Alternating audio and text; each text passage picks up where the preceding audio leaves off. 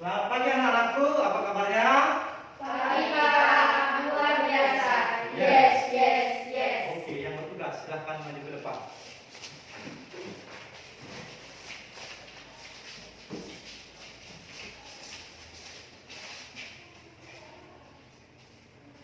Sebelum kita berdoa, mari kita bernyanyi terlebih dahulu.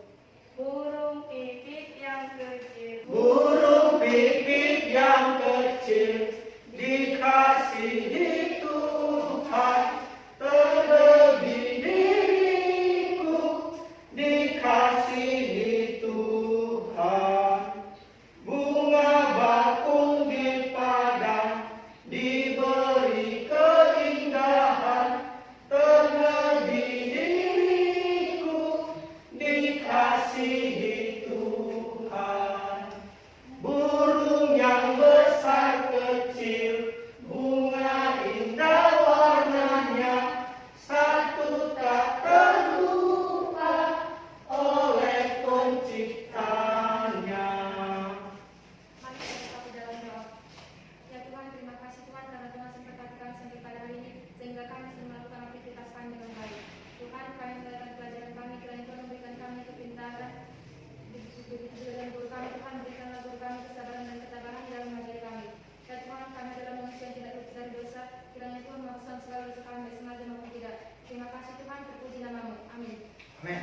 Ya, silakan dulu. Terima kasih buat anak-anakku. Ini dua orang kemana? Chelsea dengan si Anggi. Tadi.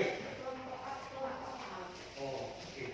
Materi kita di pagi hari ini yaitu dari Mazmur 36 ayat 7. Allah memelihara ciptaannya. Apa nak? Ulang sekali lagi dengan suara yang kuat. Allah memelihara. Nah, sebelum kita melanjut pembelajaran kita, mari kita melihat tujuan pembelajaran. Tujuan pembelajaran dalam materi Allah memelihara ciptaannya ada 7. Yang pertama, mengerti tentang konsep sebagai Allah Sang Pencipta atau yang menciptakan alam semesta. Yang kedua, mengerti pentingnya tanggung jawab untuk memelihara dan melestarikan alam ciptaan Tuhan. Dan yang ketiga, tujuan pembelajaran hari ini melalui pengamatan dari gambar dan tentang penciptaan, siswa dapat memahami dan menjelaskan bukti pemeliharaan Allah terhadap ciptaan Tuhan. Yang keempat, menjelaskan 3 aspek. Ya, ada 3 aspek dalam pemeliharaan Allah. Yang berikutnya yang kelima, menjelaskan pemeliharaan Allah terhadap manusia dan alam lebih kuat dari kecenderungan manusia untuk merusaknya. Yang keenam, menjelaskan konsep Allah sebagai pemelihara alam semesta. Dan yang ketujuh, menjelaskan tanggung jawab dalam memelihara alam semesta. Ya, coba kita lihat ini, perhatikan itu tujuan pembelajaran. Nah, tujuan untuk penilaian nanti Bapak ambil 3 aspek. Ya, pertama penilaian sikap, kedua penilaian pengetahuan, dan ketiga penilaian keterampilan. Oke, kita lanjut masuk kita kegiatan inti. Coba perhatikan ini, lihat gambar 1 dan gambar 2. Gambar 1 ini sudah jelas, gambarnya sangat indah. Dan gambar 2 masih indah atau sudah rusak, nak? Iya, ini gambarnya sudah rusak akibat ulah ya, ada yang dibakar sehingga hutannya gersang. Ini hutannya digunduli, akibatnya bisa menyebabkan erosi dan banjir. Nah, setelah kamu memperhatikan ini, Bapak mau ngasih 3 pertanyaan. Apa yang Anda lakukan ketika melihat temanmu membuang sampah? Kira-kira apa yang Anda lakukan? Hah? Iya, menegurnya ya kan? Kalau tidak menegurnya, maka cobalah orang tuamu, kamu membuang sampah permen sembarangan. Kira-kira di rumahmu itu bersih nggak? jangan di tokok kepalanya kan. Yang kedua, menurutmu apa dampak negatif jika manusia menebang pohon sembarangan dan berburu hewan liar dan nakal dengan serakah dan sesuka hatinya saja? Menurut apa?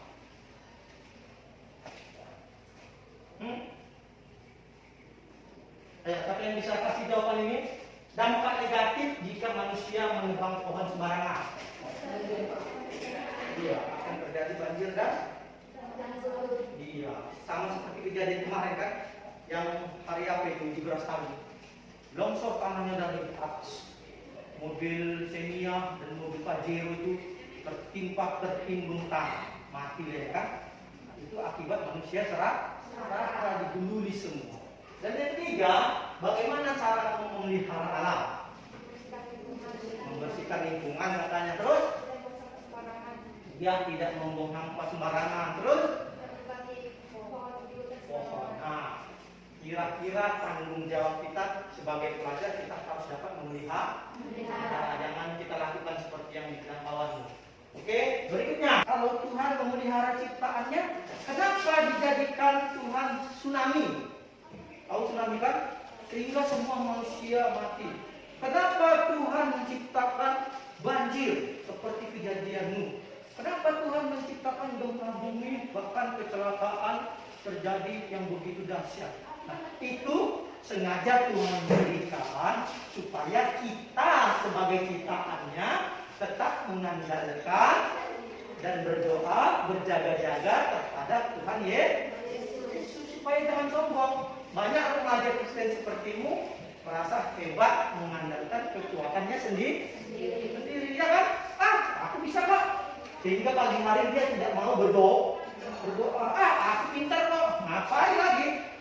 Gak perlu. Bukan hanya berdoa hidup ini. Nah, jangan menganggap seperti itu. Ada di sini yang pernah kejadiannya keluarganya terjadi musibah, entah banjir, tsunami atau apa, Tuhan panggil dengan cara itu. Ada? Gak ada? Nah, berarti kita harus tetap bersyukur. Lihat seperti kawan saya itu dulu merantau dia ke Aceh tahun 2004. Ya, itu tepat tanggal 26 bulan 12 hari Minggu jam 8 tahun 2004, kamu belum lahir, terjadi gempa bumi, terjadi tsunami yang luar biasa di Aceh. Tepat jam 8 pagi waktu saya beribadah. Sampai kamu duduk bergoyang begini, semua berlarian. Akibat gempanya sampai 6,9 skala Richter yang buat kita pusing. Ketakutan semua. Jangan sampai setelah terjadi seperti itu baru kita bertobat atau meminta ampun. Kata Tuhan harus berjaga-jaga. Setelah Tuhan Allah menciptakan langit dan bumi di dalam Kejadian 1 ayat 1 sampai 28, Dia tidak meninggalkan dunia berjalan sendiri. Sebaliknya katanya, Yesus terlibat di dalam kehidupan umat manusia. Nah, ini yang keren ini. Dan tetap memelihara ciptaannya. Allah bukanlah seperti seorang ahli pembuat jam, ketika dibuat udah dibiarkan saja.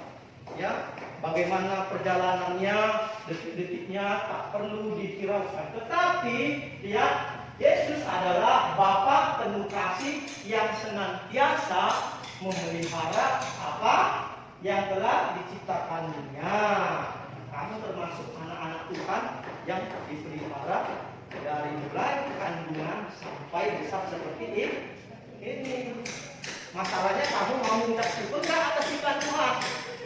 Salah satu remaja Kristen dalam kehidupanmu sehari-hari, ya, kalau kau di alam menjaga, melestarikan. Nah, kalau kamu sebagai anak terhadap Tuhan harus mampu mengucap syukur dengan cara bangun pagi harus berdoa. Siapa dari pagi yang tidak berdoa?